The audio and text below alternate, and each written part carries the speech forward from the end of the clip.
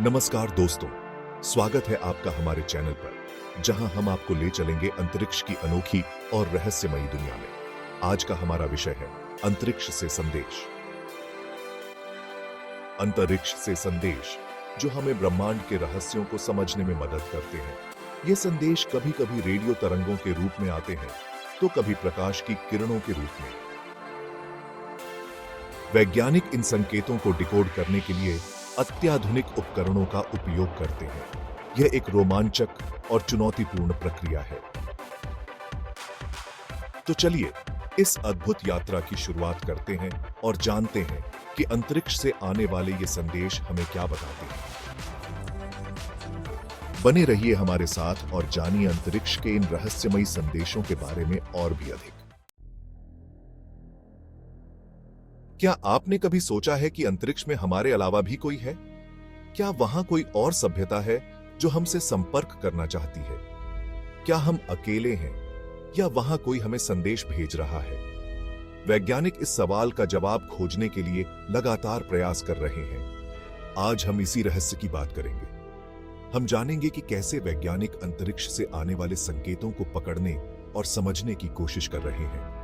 अंतरिक्ष से संदेश मिलने का आइडिया बहुत समय से साइंस और साइंस फिक्शन दोनों में चर्चा का विषय रहा है। यह विचार न केवल वैज्ञानिकों को बल्कि आम जनता को भी रोमांचित करता है। आइए इस रोमांचक यात्रा पर चलें और जानें कि क्या हम वास्तव में अंतरिक्ष से संदेश प्राप्त कर सकते हैं। सबसे पहले ये जानते हैं कि वैज्ञानिक कैसे अंतरिक्ष से संदेश ढूंढते हैं। वे दिन रात अपने रेडियो टेलीस्कोप्स को आकाश की ओर रखते हैं, उम्मीद करते हैं कि कोई संकेत मिलेगा। वैज्ञानिक रेडियो टेलीस्कोप्स से दूर के ग्रहों और तारों से आने वाली रेडियो वेव्स को सुनते हैं। ये वेव्स बहुत ही कमजोर होती हैं, लेकिन वैज्ञानिक इन्हें पकड़ने के लिए अत्याधुनिक तकनीक का उपयोग करते हैं। अब सवाल यह है कि हमें क्या मिला है। वैज्ञानिकों ने कई बार अजीब सिग्नल्स पकड़े हैं, लेकिन उनकी उत्पत्ति का पता लगाना मुश्किल है। और क्या ये मैसेजेस सचमुच किसी और दुनिया से आ रहे हैं? ये सवाल अभी भी अनुत्तरित है, लेकिन वैज्ञानिक लगातार खोज में लगे हुए हैं। उम्मीद करते हैं कि एक दिन हमें सही जवाब मिलेगा। 1974 में पुएर्तो रिको के अरेसिबो टेलीस्कोप से एक मैसेज अंतरिक्ष में भेजा गया था, जिसे अरेसिबो मैसेज कहते हैं। इसमें हमारी डीएनए की संरचना, हमारे सौर मंडल की जानकारी और मानव आकृतियों की तस्वीरें शामिल थीं। यह एक ऐतिहासिक प्रयास था, जिससे हमने यह संदेश भेजा कि हम यहां हैं और हमसे संपर्क किया जा सकता है। 1977 में एक अजीब सा रेडियो सिग्नल मिला, जिसे वाओ सिग्नल कहते हैं। यह सिग्नल सिर्फ 72 सेकंड्स तक था, लेकिन यह इतना पावरफुल था कि आज तक वैज्ञानिक ये नहीं समझ पाए कि यह कहां से आया था। यह सिग्नल आज भी एक रहस्य बना हुआ है, और यह हमें यह सोचने पर मजबूर करता है कि क्या हम इस ब्रह्मांड में अकेले हैं या नहीं। सेटी यानी search for extra terrestrial intelligence एक ऐसा प्रोग्राम है जो दूसरी दुनिया के मैसेजेस की खोज कर रहा है। यह प्रोग्राम कई दशकों से चल रहा है और इसमें कई महत्वपूर्ण खोजें की गई हैं। इस प्रोग्राम में वैज्ञानिक हमेशा अंतरिक्ष से आने वाले सिग्नल्स की जांच करते रहते हैं।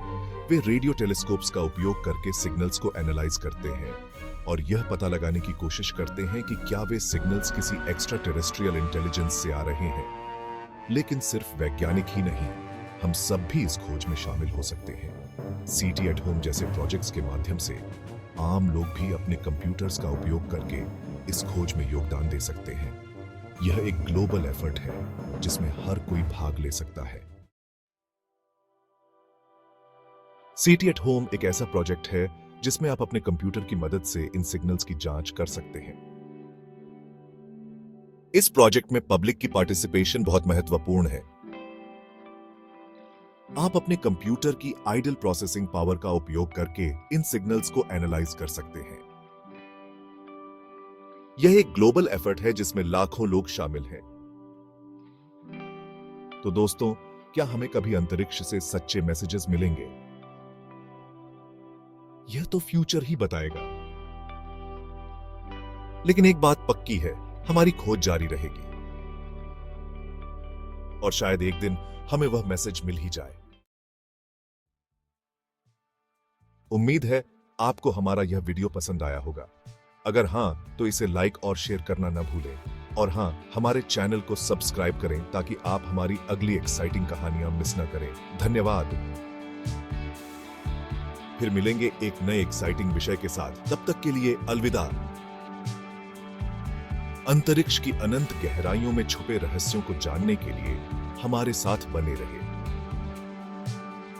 आपके सुझाव और प्रतिक्रियाएं हमारे लिए बहुत महत्वपूर्ण हैं। तो कमेंट सेक्शन में अपनी राय जरूर दें। धन्यवाद।